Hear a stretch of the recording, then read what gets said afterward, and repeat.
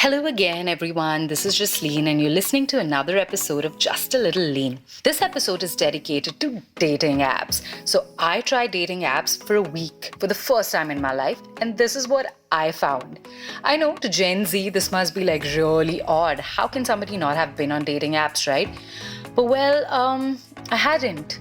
So I belong to a generation where you walk into bars, scope the room, find the one hottie, and hope like hell he notices you too.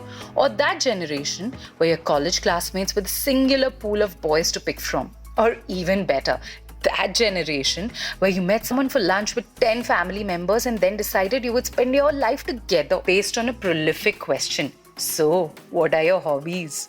But then, we also had 4 TV shows to watch on TV, and what should I be watching next was never a question we had to ask.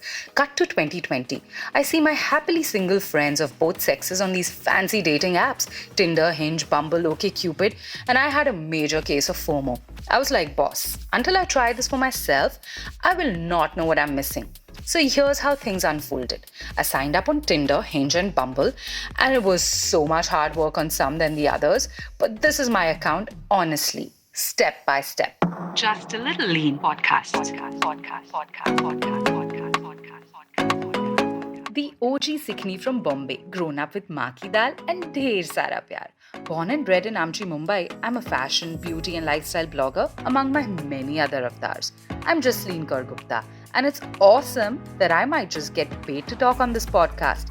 But until that happens, I will bring to you my constant buck, share thoughts and things I love about life and some things I could do without. Lifestyle tips, beauty tricks, travel hacks, general life advice and a lot more. Sounds good, na? Let's get started. So my first impressions. I went one app at a time. My first was Tinder because it was the most popular one purely based on the pop references around me. It was also the easiest to sign up on. My funnest moment was when I swiped right for the first time. I'd heard so many references of swiping right and I was like, yes, this is me finally doing it. But once I swiped right a couple of times, it lost its charm.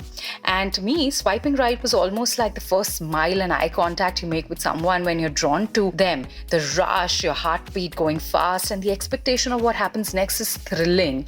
However, getting the same in the form of hearts and a message didn't seem quite as exciting as it was. Also, what happened on Tinder was, I know swipe right is the thing, but like a legit old person, right? I'm like, oh, the person who went by before was quite cute. So I try to go back and I swipe left instead swiping right to that person that I don't really like. And so we are matched. And they're like, hey, I'm like, no, that's not what I was going for. So it was quite a goof up. Secondly, the initial rush. Okay, so my second stop was Bumble. It seemed a lot more professional looking, and the whole fun aspect was just the sheer number of people I could see in such a short span. I was like, wow. Like, I've never seen so many boys, one after the other. Like, it was a bloody swayamvar, man. So without really talking to them, I could gauge a bit about them and take my time to reach out. At first, it was really empowering that I could decide who to reach out to, and this was like a whole menu set out for me, and it was great to try and initiate conversation. But then I suddenly found myself craving the old world chivalry where the guy makes the first move, and how that itself is so flattering and exciting. Of course, if you like him, that is. But if you don't, turning down somebody with all the sweetness and gentleness of your heart is also a thing, man. It's really fun. And, it's an art really altogether. But here it's just so simple. You unmatch somebody or you just, suddenly you don't want to talk to them and poof, he's gone. Ghosting someone really wasn't in fashion back then. So, I was like, okay, that's not something I want to do. Thirdly, the ultimate challenge. My last and final stop was Hinge. This was the most work I had to do, but it was fun because they asked me these questions, they were cool, I was happy writing about myself, and I put 6 of my best selfies taken with the trusty AI filter that frankly makes me look gorgeous. Not real, but gorgeous nevertheless. The minute I completed my profile, I was flooded with likes and requests, and it was all quite flattering until I matched with some people and we started chatting. So at one point I was talking to 5 people, really sweet, good-looking people. Some more forthcoming than the others, but questions typically being, what do you do, where do you work, what do you like doing? And it made me realize one thing, that a lot of things have changed in the coming years. Nobody's asking what are your hobbies anymore. But in a sense, I think people still want to get to know other people. I mean, at the heart of it, I think that principle is still true. And I like that. But anyway, so here I am talking to 5 people simultaneously. I'm feeling so in demand. I hadn't figured out how to switch off the notifications from beeping. So while I'm working out, it's like beep, this one likes you, beep, this one.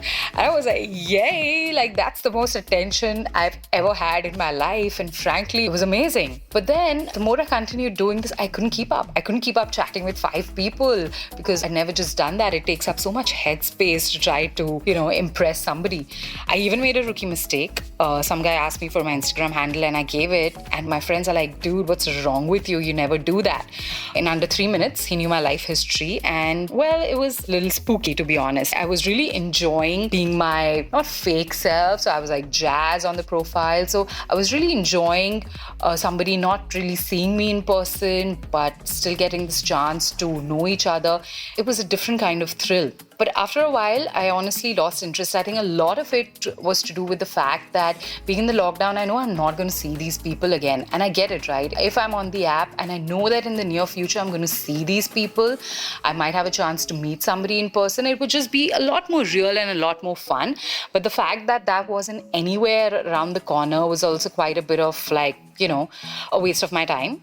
So I didn't really want to continue it further. But manners first, I said my goodbyes to everyone. I said, sorry, this app's not for me, so I'm going to be deleting it.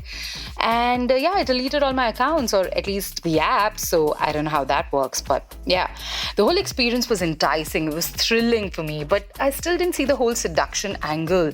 Not yet anyway. Maybe because time was too short. Maybe I'm too naive. Maybe it was my first time. Maybe if I just did it a bit longer.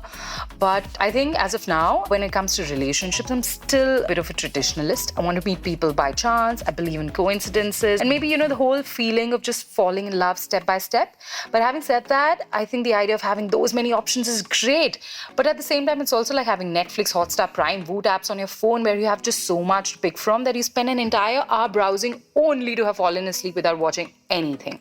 So I'm not one for blanket statements. I won't say never, but for now I know dating apps aren't really for me. I think they're great. I think they offer so much. I think it's a great opportunity, a great way to meet so many more people so much faster.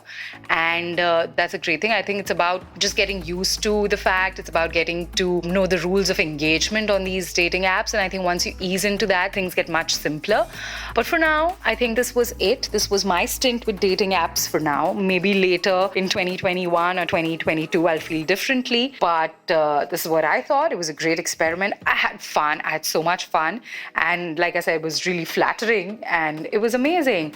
Tell me what you guys think. Tell me, do you like dating apps? Tell me what your opinions are. And we could have a great chat and many laughs over this, I'm sure. Catch the episodes of Just a Little Lean podcast on the Hauterfly website or any of your favorite podcasting apps.